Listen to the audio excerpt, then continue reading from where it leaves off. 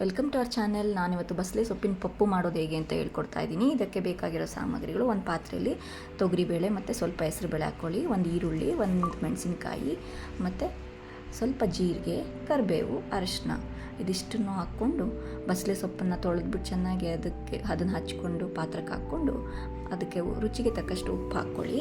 ಉಪ್ಪು ಹಾಕ್ಕೊಂಡ್ಮೇಲೆ ಸ್ವಲ್ಪ ಎಷ್ಟು ಬೇಕೋ ಅಷ್ಟು ಖಾರದ ಪುಡಿ, ಧನಿಯಾ ಪೌಡರ್ ಮತ್ತು ಸ್ವಲ್ಪ ರಸಮ್ ಪೌಡರ್ 1 ಚಮಚ ಯೂಸ್ ಮಾಡಿದ್ದೀನಿ, ಮತ್ತು ಒಂದು ಹೆಚ್ಚಿರೋ ಟೊಮೆಟೊ ಇದಿಷ್ಟನ್ನು ಹಾಕ್ಕೊಂಡು ಒಂದು ಪಾತ್ರದಲ್ಲಿ ಸ್ವಲ್ಪ ನೀರು ಹಾಕ್ಕೊಂಡು 1 ಚಮಚ ಎಣ್ಣೆ ಹಾಕ್ಕೊಂಡು ಕುಕ್ಕರಲ್ಲಿ 3ರಿಂದ 4 ವಿಷಿಲ್ ಕೂಗಿಸ್ಕೊಳ್ಳಿ.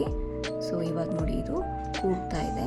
ಈಗ ಇಲ್ಲಿ ಟ್ಯಾಂಪರಿಂಗಿಗೆ ಅಂದರೆ ಒಗ್ಗರಣೆಗೆ ರೆಡಿ ಮಾಡ್ಕೊಳ್ಳೋಣ. 2 ಚಮಚ ಎಣ್ಣೆ ಹಾಕ್ಕೊಂಡಿದ್ದೀನಿ ಒಂದು ಬಾಣಲಿಗೆ.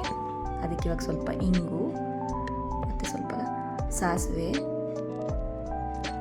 ಹಾಕಿ ಚಟಪಟ ಅಂದಮೇಲೆ ಈಗ ಅದಕ್ಕೆ ಸ್ವಲ್ಪ ಮೆಂತ್ಯ 1/4 ಚಮಚದಷ್ಟು ಮತ್ತು ಸ್ವಲ್ಪ ಬೆಳ್ಳುಳ್ಳಿ ಇದನ್ನ ಹಾಕಿ ಚೆನ್ನಾಗಿ ಹುರ್ಕೊಂಡು ಮತ್ತು ಕರಿಬೇವು ಹಾಕ್ಕೊಳ್ತಾ ಇದ್ದೀನಿ.